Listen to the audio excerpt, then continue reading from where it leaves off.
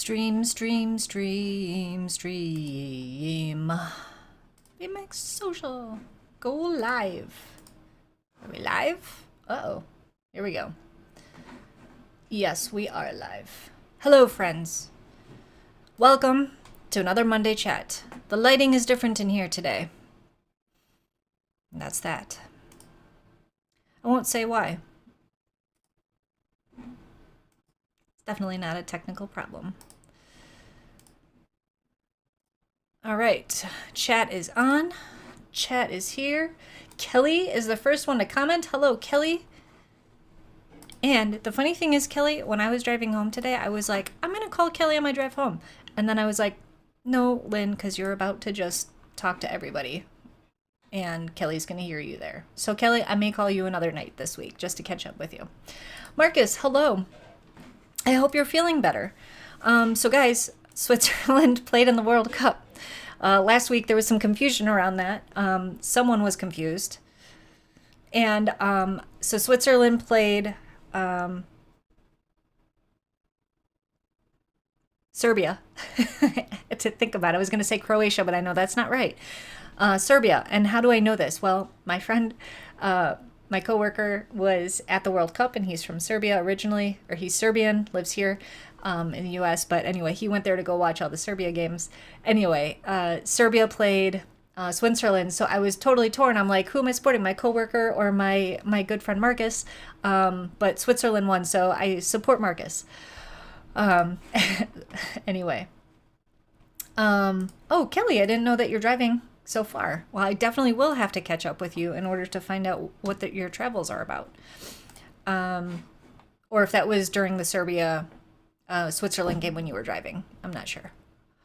Okay, Laura, thanks for catching the title of my stream tonight, which is The Suspension is Killing Me. It was a play on words. Usually it's The Suspense is Killing Me. Oh my god. The joke continues. Thanks, Bert. Okay.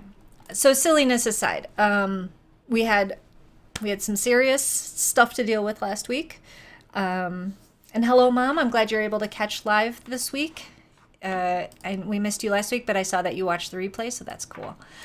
So here's what we, I can't go into the details, but enough so you understand kind of what we were dealing with. And I would love to know if you would like to partake in this kind of like exercise here. What would you do if you got a call from the school asking that you need to come pick up your student because they are being suspended for 3 days? 3 days for getting into, I guess, an argument or disagreement with a staff member. This happened at lunchtime.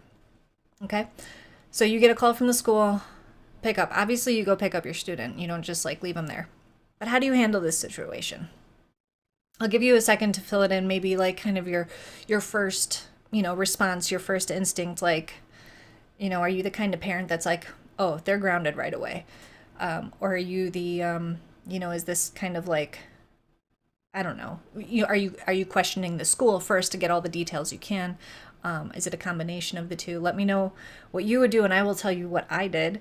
What Bert did and what we did for the rest of the week. So this happened last Tuesday, and that meant she was suspended for Wednesday, Thursday, Friday. So, and if you don't want to participate in this little exercise, that's fine, but I'm curious, kind of like, I don't know. I feel like this is one of those things that all parents might handle a little differently.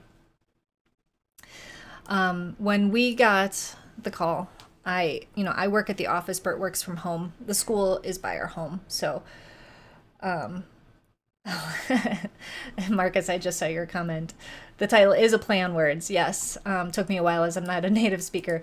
Yes. The suspense is killing me is normally the saying. So the suspension is referring to, what happens in school when you get in trouble. And it's not really killing us. It was just, I don't know. I thought it was a clever title. So when we got the call, I called Bert immediately after I got the information and said, Bert, you need to go pick up our youth from school. And he's like, what happened? And I had to give him all the details first, of course, before he would go. I was the parent that said, okay, I'm listening, but I would like some more information. Can you please tell me what led up to this incident? Is there anything that you can tell me, that's out of character for her to behave like that on her own? So they gave me some background on it, and it still seemed a bit out of character. So I said, okay, I'm very sorry it happened. We're going to come and get her. And then when Bert picked her up, immediately it was, give us your phone. The phone that we had just given her only a few days earlier, the week prior. And so no contact with anybody while she's on suspension. So that was our first thing, is you lose your phone privileges, which is, back when I was a kid and I got in trouble, losing phone privileges means you can't use the house phone. Now it's like, an extension of their body to have this cell phone. So it's a bigger impact. You don't have to do so much. You don't have to get creative with punishments. It's very easy. You just take the phone away. Anyway, which she didn't fight at all. She handed her phone over. It seemed like, okay, we got that one right. They know that this is the consequence for getting in trouble. I think so they got home. I don't get home until, what was it? Tuesday. So I got home around 6:00 is my normal time. So when I got home and we had dinner, I asked for her to share her side of the story. Bert had already heard her side of the story on the walk home from school. And it was interesting. It wasn't the same story the school had told us. I mean, obviously had the kind of same ending, but I got mad hearing her side of the story. Not mad at her, but mad at the school. Because it seems like perhaps the person from the school might not have handled themselves properly. I'm being very careful here because obviously I didn't see the video of what happened. There is video, but I didn't see it, and I'm only being told, the story of the principal, then our youth, and then the vice or the assistant principal. So I've gotten the three kind of versions of this, of what went down. We're piecing it together, trying to figure out logically, like, okay, what part really matters here? And to us, it was, okay, what triggered this? That's the important part to us, and figuring out how can we make sure that this doesn't happen again. What tools can we try to teach here so that the next time she starts to feel something like this coming on, she can recognize it and hopefully take a different action. There is video, yes. She didn't know that. We didn't know that until the day after, on Wednesday. Basically on Wednesday when I called the school to say, hey, look, we heard a different version from from the student, so we'd like to know what actually went down. And that's when I was told that there's video, and kind of got that third version of what happened. Because I don't think they had watched the video when they first told us. They had just gone by the account of the person who was involved. So, so we had a serious talk about, hey, we're sorry that this happened to you. Obviously, your actions are not appropriate. And it was resonating. It was not one of those, I remember being a teenager, and I remember the moves, right? You can silent treatment, you can walk away, you can ignore, you can be difficult, to the point where you're just like pretending like you don't understand even though you do. She didn't play any of those tricks on us. She was listening. She was absorbing the conversation. And there were tears. And that's kind of how I knew we were actually connecting. And it wasn't a in one ear out the other type of thing. But I also knew that tears meant, it might be too much. We need to kind of back off a little. But before I could even back off, she went upstairs to her room and cried it out. Now, we gave her space. And we this is like, there was no yelling. There was no accusations or telling her that she done something bad or wrong. It was let's work on this together. And we know that, the actions that cause this are serious. But she felt like we weren't, we couldn't understand how she felt on the inside. And that was the part she couldn't tell us how she felt on the inside. She couldn't put those to word, those feelings to words. And that was the part, we didn't understand. And I think that's kind of what she muttered as she kind of like cried and like went away from us, and we give her space. That night, after we gave her some time, and I went up to her room and I talked to her. I said, hey, look, I'm not here to, push this any further or anything. I just want you to know, no matter what you did, like, we still love you. And that was the important thing, that I think getting in trouble makes you feel like you're a bad person, right? Like, you've made a mistake, you've done something wrong, and maybe you're unredeemable. Like, like you've done something that now you've ruined something. I'm going to tell kind of a vulnerable like story here.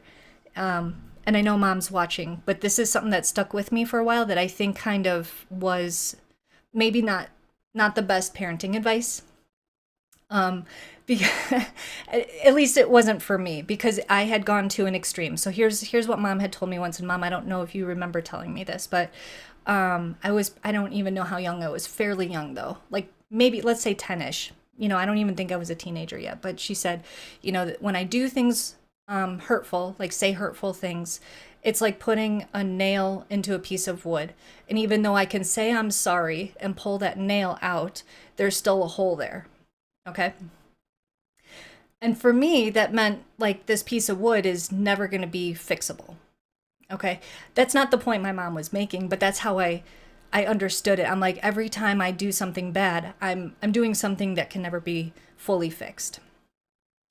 I wanted to be very careful not to, and again, Mom, like, I feel really bad like saying this, like you did, like you gave me bad parenting advice, and it's not that at all. It's how I interpreted it.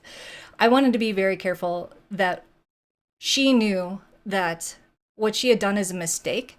But that doesn't define her, and that this is something to learn from and to recover from. And I think I shared a story with her about my lunch lady, who was very strict. I don't think she was even a teacher. She was just a lunch lady who would come in and like watch us at recess and then make sure we stayed in our seats at lunch. And this was this is in 4th and 5th grade, and she wore way too much perfume. She reeked. She was the worst smelling woman I've ever met in my life.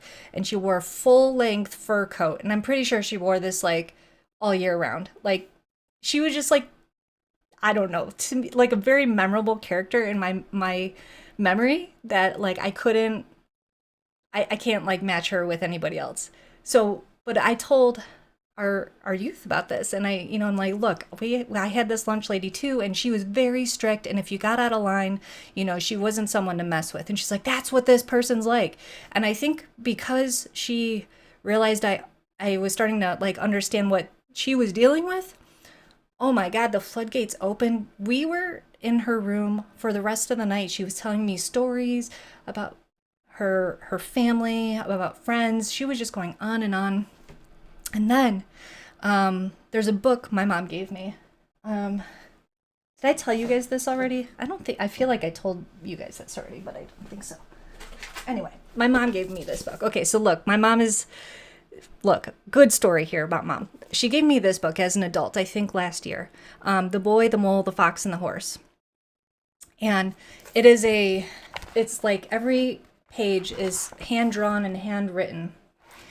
And it's really, really special because I'm just going to open to a random page. I'm just going to read it to you so you understand. Okay, this one's just a picture.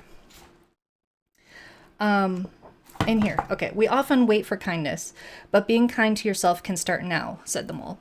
So it's just these little lines of like reminding how to be human, or that of what being human is. It's a lot of kindness, love yourself, how to move on from the past mistakes, those kinds of things.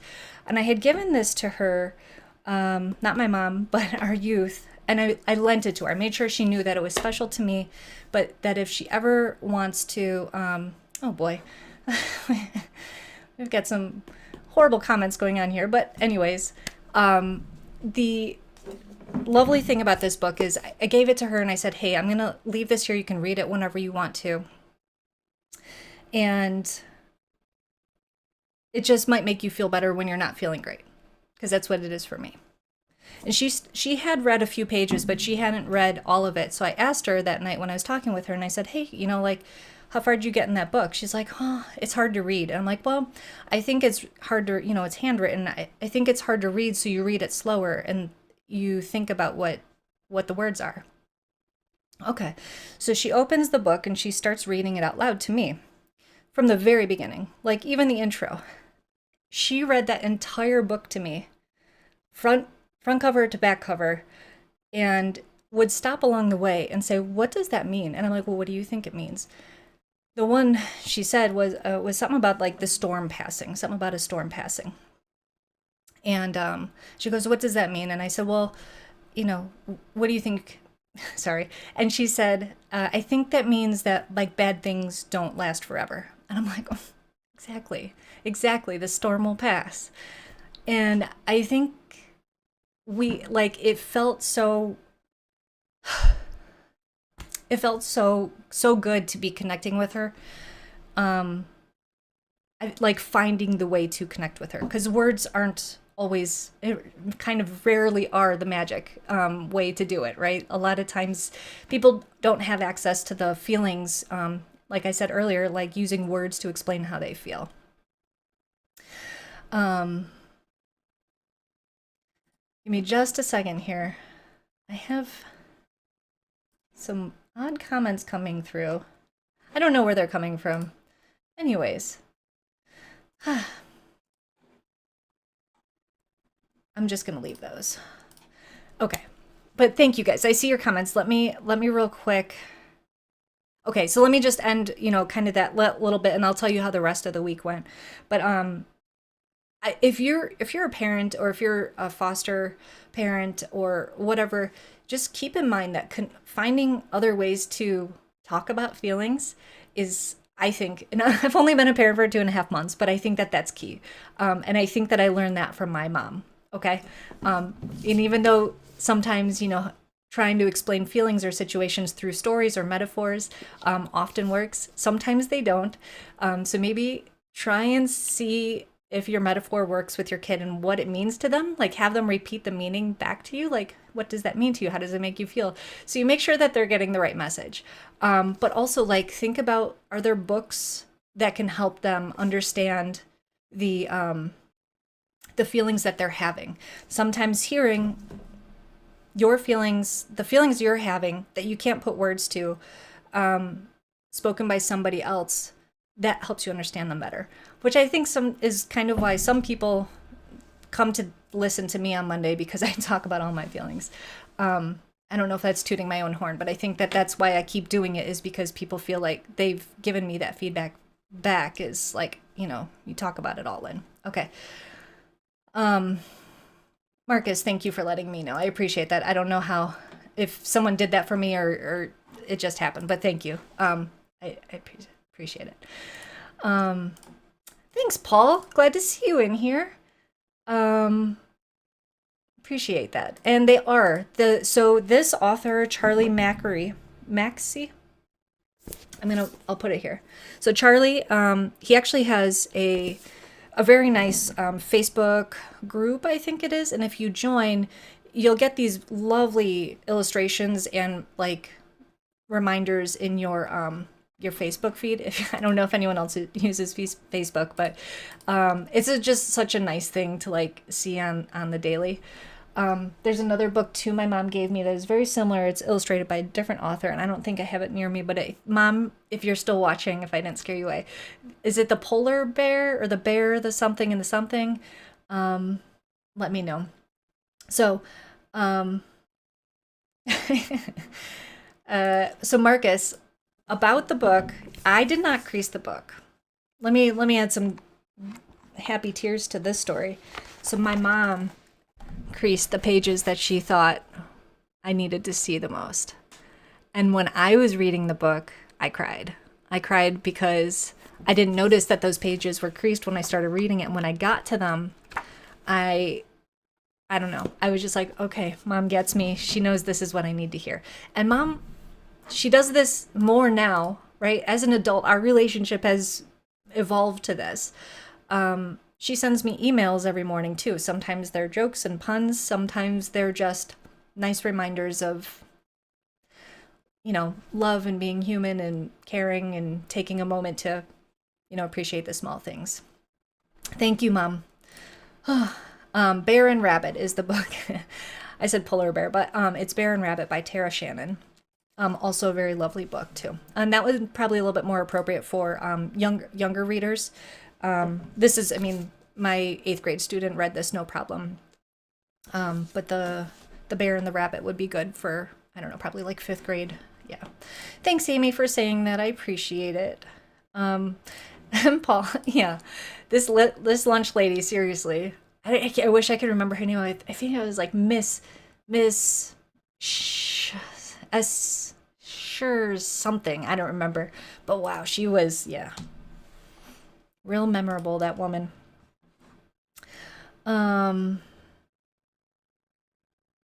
Okay, so you guys are asking about the video. Can you watch the video? I have not asked, but Bert is kind of leaning towards wanting to ask. I think we should talk to. She's at Teen Club already tonight with her friends, which is great. Excuse me. I don't know if you heard what I just did, but I burped a little. That was gross. It's human, guys. She's, I want to talk to her first and kind of see how things played out today, because also I don't want to drag this on, like to be a long thing. If it's kind of, we did our part here.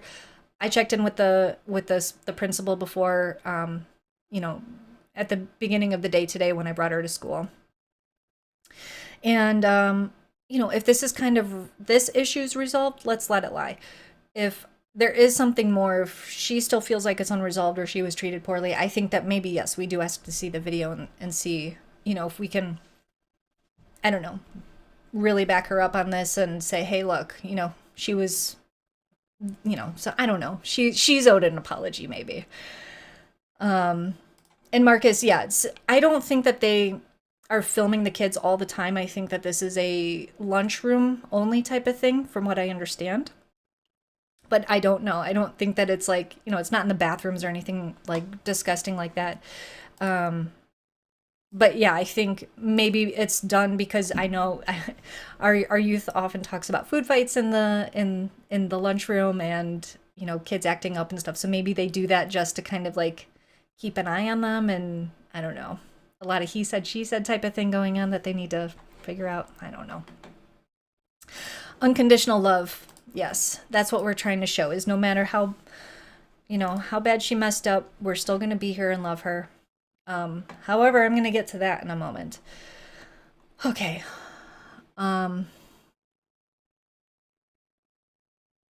Yeah, Kelly, this is one of those other things. Yeah, there's a really cool analogy with a tube of toothpaste where the words you say, squeezing it out is easy, but trying to put it back in the tube is impossible. You can't take the words back. I like that one. I like that a lot because, yeah, you can't take the words back, but you can apologize for making a big mess of toothpaste, and I think that's the thing is you can't take them back. You're going to have the consequences of the mess you made. That's a great analogy, actually. And I think that's the important thing that we, as much as we said, hey, we love you no matter what, there's consequences, right? Excuse me. So, phone was taken away. Now, we never said that she couldn't watch TV. The beautiful thing is she didn't watch TV because I think she thought she was just like grounded. We never said she was grounded or had to, do that. Pardon me again. It's that water shortage again. I need to have more water.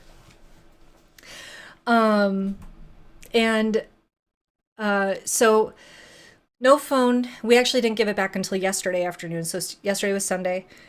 And my thought was, if we give it back to her at night, she's going to be up all night catching up with everybody, like, hey guys, I'm back online. What'd I miss?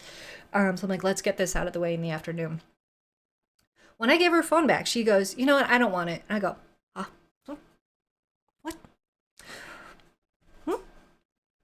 what? Yeah, right?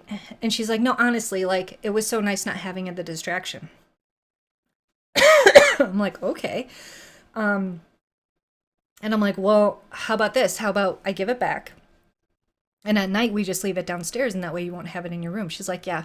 She like volunteered that. I'm like, so proud that she's recognizing, like, hey, it was actually kind of nice not to have a phone in my hands. I think I might need water. Can you guys give me 1 second?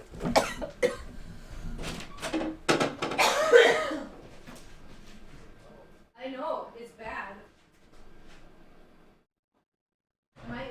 What I'm saying is okay, Bert? Are you listening? Okay. All right, thank you guys if you're still here. I'm so sorry. Dry air. Okay. Okay, so she on her own decided to leave the phone downstairs. Now, I like to put like timelines to things, like say, let's do it for 1 week because, you know, what if she changes her mind on this and doesn't know how to ask for it back, you know, at night. So let's try it for 1 week and then we'll see how it goes.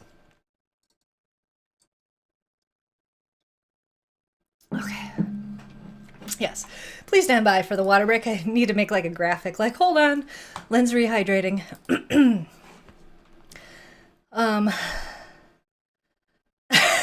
Elliot's throwing out ideas while I'm away coughing and getting water. Love it. Okay. All right, guys. You're cracking me up. I love it. Speaking of cracking up, a little commercial here. If you're in town, if you're in Chicago, I will be doing a set. I'm doing stand-up on Wednesday, guys. A 5 to 10 minute set. I have most of it written. I'm not going to share it now. I have to work it out, but I've got a flow. I've got like what's coming first and my transitions. Now I just have to put the meat in there. I'm pretty excited about it. Anyway, if you'd like to come to the show, it's at Lincoln Lodge on Wednesday at 7:30. Tickets are on Eventbrite, so if you just go to Lincoln Lodge page, look for Step Right Up. That's our show. Yes. Yep. It's probably gonna be closer to 5, Paul, but I've been given 10 just in case. You know, if the crowd's really going, I think I can riff. We'll see. Anyways. Okay, Marcus, don't think too hard about it, you know. That's not the point of the story. Oh my god. All the greats started in that lodge. It's not true. But maybe. Marcus is gonna wait for the world tour. Great, you'll be waiting a while, buddy. Probably as long as it takes to get that toothpaste back in the tube. Okay. Okay, okay, I'm going to go back on a few comments here, and then I'll tell you the rest of the story about the suspension. Okay, you need to follow Tara Shannon as well as Charlie Mackey. Every day she posts wonderful inspirations. Okay, so there you go. If you guys need some nice stuff to add to your feed, instead of it all just being like junk and crap, which is what mine has become lately, right? It's all like ads for things I don't need or want. Facebook has me... This is probably because someone's been watching YouTube under my account. So I think the socials are very confused about who I am right now. Anyway, so subscribe to those on your and probably Instagram too, and then you can have some nice stuff on there. Dad is saying, funny how you love these books. When I was thinking of Christmas ideas, I totally excluded the ideas of books. What millennial reads paper books anymore? I don't know. But it's not the millennials anymore. Now millennials, I think millennials are 30 now, so they're normal. Apparently I'm a millennial now when I never identified as a millennial before. It's very confusing. I don't even know. And Paul's, I didn't know you burped. Now that I do, I'll never feel the same about you. So that's something I have to deal with. Paul, I'm super not sorry. You'll have to deal with it. Okay, guys, you're hilarious. So let me just say, okay, so after we had that night, so that all happened on Tuesday, big day Tuesday, suspension, tears, and then bonding, okay? She goes to bed, and I say, look, you know, just because you're suspended does not mean you get to sleep in. There are no benefits here. You are doing your schoolwork. You're not to have fun during the day. I'm waking you up at your normal time. Woke her up the next morning. She got right up. came down at a normal time, pulled out her schoolwork, and got right to work. I was so proud. I was like, I didn't even have to ask. I didn't have to, there was no whining, there was no complaining, nothing. And and so I was like, okay. Bert stayed home with her because he works from home. And throughout the day, I would like message him and be like, hey, how's it going? You know, like, is she driving you crazy? And he's like, no, she's doing her homework. She finished her homework. She actually pulled out the paints and she's painting right now. She made 3 paintings. I mean, he let her paint on the back of one of my canvases I wasn't happy about, but that's okay. But she was painting, which is great. Art therapy I think, is awesome. So yeah. And when I got home, we had dinner, talked about our days, and like it was nice. And she didn't have her phone, and she was engaged, and it was, I don't know, like she didn't even ask to like watch a movie that night. I think she thought she was still like grounded or not allowed, whatever. So she went to bed early, no phone. And then yeah, next day, same thing. Got up, got right to schoolwork. And we even had to like message the teachers and be like, hey, she's all caught up. Is there anything else she could do? And I think that it was awesome. She got caught up on a few assignments that she was allowed to redo for a better grade. So she worked on that. There's that burp again, Paul, get over it. So by the time we get to Friday, you know, she's showing very good behavior, and I'm a little sus. You're like, does she know what she's doing here? Is she playing us? But honestly, guys, I think she's a good kid. I really do. And I wanted to give her phone back right away. But then we found out she was using her old phone at night on Thursday night because we had forgotten, like, we can only pause the internet for certain devices for 24 hours, and Bert forgot to. And she, you know, found her phone because she couldn't find it before. So she was on her phone. So when we figured that out, we paused it.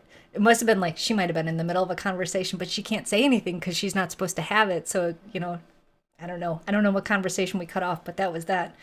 And then the next day when we like said, hey, so were you on your phone last night? You know, she's actually pretty good. When you ask her something, she knows we know the truth. So she says, yeah. And I'm like, well, you know, you weren't supposed to do that. And she goes, oh, I didn't know. And I'm like, nice try. So anyway, it was kind of fun playing parent on that kind of stuff. It's kind of like a game, sometimes very frustrating game. We went to, what did we do this weekend? I can't remember, but she was great the whole weekend. She got to talk to her dad, which was great. I've been emailing with him and sending him updates, and I told him about the suspension, and then when he called, he's like, hey, you're going to write a letter, you know, to that staff person apologizing. She's like, no, I'm not. He's like, yes, you are. He kind of wanted us to, like, you know, push for it and stuff. So we tried. But what I realized is, like, we were giving her the impression that, like, we weren't listening to her. You know, we weren't understanding her feelings and stuff. So I kind of eased off a little bit. And I'm glad that we did. And I think an apology needs to come from her anyway, not her being told to do it. So anyway, that was my parenting, guys. I'm feeling okay about it. It was a bit stressful, like wondering, am I getting too close, first of all? Because that whole bonding thing on Tuesday night, like, I'm very nervous about getting close and then having her, like, I don't know, if this is the honeymoon phase, you know, and like all of a sudden she just decides, you know, like she's done with us. I don't know. Like, I'm so scared of my heart being broken, and I read these stories all the time in the foster support groups. You know, and I did something pretty dumb. I told her that too. I told her I'm worried about how close and how much I care for her and how close we're getting. And I said that I'm worried about my heart getting broken. And you know what she said? Me too. So we both kind of like shared that, you know, that fear. And she goes, yeah, sometimes I don't want to get close to people because I don't want to get hurt. I'm like, that's very big. That's a very big thing. Anyway. Thanks, Mom, for correcting that spelling. I thought there was an S in there. Charlie Mackesy. That's the author of the book here. Charlie Mackesy. Okay. So that's my story, guys. That's how I parented. Oh my God, Amanda's crying. Okay, yes. Oh, the moments. Yep, the important part of burping is always pointed out. Now, let me tell you, guys, burping and farting in this household, I don't know what's happened. I don't know what we're eating, what's in the water, but it is like a gas chamber in here, in a way that it's like, it's just constant farts and burps. I don't know if it's appropriate to call it a gas chamber. That's probably not appropriate at all. I might get canceled. Am I getting canceled? Did I just get canceled? I'm not sure. Sometimes words slip out. I feel like it's the toothpaste. Oh God, can't put it back in. Let's move on. Amanda, yes. Well, I think pretty sure you can get this on your Kindle. So go ahead and just cue that up on there. Okay, yeah, they changed the millennial cohort after they excluded us to include us. Yeah, thank you. Because they called us something else, right? For a little bit, we were in like this magic little, like, 4-year period where if you were this and that, you're actually like, this age where you didn't have the internet, or you did have the internet, or you weren't born with the internet or something, but you also knew how to play outside. I don't know. But you still understood technology by the time you got to, working years. I'm not sure. I don't know. We're a special breed, us 39-year-olds. You're seeming to do a pretty good job doing all the right things without having a lot of practice. Thanks, Marcus. It's all that training, we are licensed to parent. But yeah, no, I don't think that this comes with, it's not just parenting. Like, I think that this comes from like life experience and reflection. And, my house is shaking. Okay, no, it's not anymore. That was weird. Years of therapy. I'm completing my sentence now. Like, yeah, like this comes from being vulnerable. Really, you have to be vulnerable in order to kind of have those kinds of talks with people. Yes, suspension and tears, but the bangs are still perfect. So there's always hope. Yeah, Gen Y for a hot minute. Yeah. And thanks a lot, Dad. You're canceled. Oh my God. I'm just kidding. Yeah, I have been gassy, but I also figured out that like it's ice cream that triggers it, so now I don't need ice cream anymore. It's kind of like dairy in general. I don't drink a lot of milk. Actually, I never drink milk anymore. Yeah. Okay. Yeah. Oh, Marcus, thank you for saying that. I wasn't always like this. I mean, ask my parents. I was a handful. I think that's also why I'm like a scared parent. I feel like I'm like it's going to come full circle and my teenagers are going to treat me the way that I treated my parents, and that's what I'm most terrified. If you were to ask me what I'm most scared of in life, I think that's it. I'm so scared of that. First millennial definition I heard was people who were in high school exclusively during the 2000s, which makes sense. Yeah, exactly. Yeah, because I graduated in 2001. So yeah, if you started high school in 2000, graduated in 04, or however that would work, that would make you a millennial and beyond. Yes, I agree with you. You guys, thank you. I've been rambling for a long time today.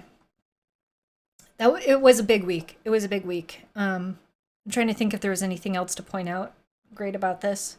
I don't know.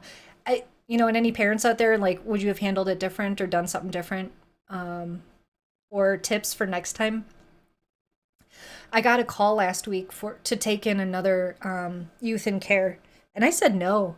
I said no because, first of all, the holidays are coming up, and I can't like, that's another stocking and another, like, not that the stocking is a big deal. We hung a stocking for our youth yesterday. You guys, I think it meant so much. I actually found one that was kind of an extra. It was super cute. It has like a little plush reindeer on it. I actually have no idea where it came from. And I found some stickers, and I spelled out her name on it, and she like hugged it, and she took pictures. She put it on social media. She put it on her story, guys. She put it on her story. And then I gave her a little ornament that has her name on it, and then Bert has a special ornament on order that like says all of our names on it. I was about to say something else, but I don't remember. But that was a big key moment also. Like, if you're doing foster care, you have to, it's really tough finding like that balance, like including them in your family, but also like acknowledging their roots. And I think the longer that we do it, the more we're finding what she's comfortable with, and the more time that goes on, the more she's feeling like she's part of family with us. But I did get a call last week for taking in another youth, and I'm glad that she got suspended before that call came in, because I was like, look, if I have to put in a lot of work to make sure she feels supported during this week, during this suspension. And if there's another kid in the house, that's just adding a whole layer of distraction. Is that kid getting enough attention? Are we listening to his or her needs? I'm like, one is the max. That is all. They get all of us right now. That is it. And then, if we get to a point where things are like, okay, fairly stable, maybe we can add to the mix. But I am not going to be, I can't see myself being one of those households that has lots of fosters or youths in care, or even my own kids and plus youth in care. Like, how? I don't know. I've never, like, I'm one of three, and I hate having, those two siblings. I'm just kidding. I love my siblings. But like, as a kid, I don't know, I wanted the attention. I don't want to share it. I can't imagine being a kid like one of those, 10 children households. Are you guys part of those? Are you guys one of 10? Oh, thanks. Yes, we had a World Cup viewing party. Watched the U.S. game on Saturday. They lost. We got knocked out in the round of 16, but we had a few friends over, and they got to meet our youth. And she was putting on a little bit of a show. She wanted some. She liked the attention she was getting. A little bit louder, a little bit more active than she would normally be at, 10 in the morning. So, I think, that I think, kind of reflecting on why that behavior kind of came out was probably, she's putting up a wall. She's putting on a facade of who she is so that, people can't grill her, or see her, I don't know, her other self, which is a lot of what I did. And I maybe still do. Who knows? I can relate to that. Did any of that make sense? I'm not sure. Thanks, Marcus. Thanks. Appreciate it. Now you can cheer for the Netherlands. I don't know. Yeah, oldest syndrome for sure. All right. I'm gonna wrap this up so I can go have some dinner. Bert's gonna head to Teen Club, and I have to finish writing my my bit for Wednesday. And then our good friend Sparks getting married this weekend. We're gonna be running some bingo for his rehearsal dinner, and I have to prepare for that too. Oh my gosh, here's one. Amy, 1 of 8, and you were the last born. Oh no, the last was born when you were 18. And so you didn't even really live with him, but he's great. Oh my God. I can't even imagine. That's crazy to me. For like, I hear these stories of people having such large families, and I can't even imagine what that's like at all. Like, I would listen to your stories on a live stream, like just to hear what that's like. Maybe we'll have you on as a guest sometime. We'll just dive into it. Sounds fascinating. Okay. And Mom is asking if I went to Teen Club last week, and I did. And I met Coach Gill. He's fantastic. And I met the other lady who works there, and she just talks a lot. And we didn't really do anything. Like, it was just some adults kind of hanging around in this common area while our youth kind of bounced around whatever she wanted to do. She was watching these kids have a travel basketball practice, and his coach was super intense. He's like, "You didn't get back on defense. You think I'm gonna play you if you don't get back on defense?" Like, she thought that was hilarious, and I'm like, well, maybe you should be taking some tips for when you start basketball in January. I don't know if she did or not, but anyway, she seems to be excited that just to kind of like get out of the house and have these familiar places to go, like to Teen Club. Tonight's last night, and the next season starts in January, and the park district said if they don't get at least, I don't know if it's like 10 kids signed up, that they're not going to hold it, because she's literally the only one signed up for this at this point. And I go, I totally understand that. So now I feel like I need to like start, giving her flyers to give to her friends at school so they all sign up for Teen Club next season. Anyway. All right, it is super long. I've gone on way too long today. Thank you for hanging out and listening. I'll see you guys next week. Thanks for your support and for ignoring that comment I said earlier. I have no idea. Okay, Lynn, just stop. All right. I love you guys. Thank you so much again. I'll talk to you later. Bye.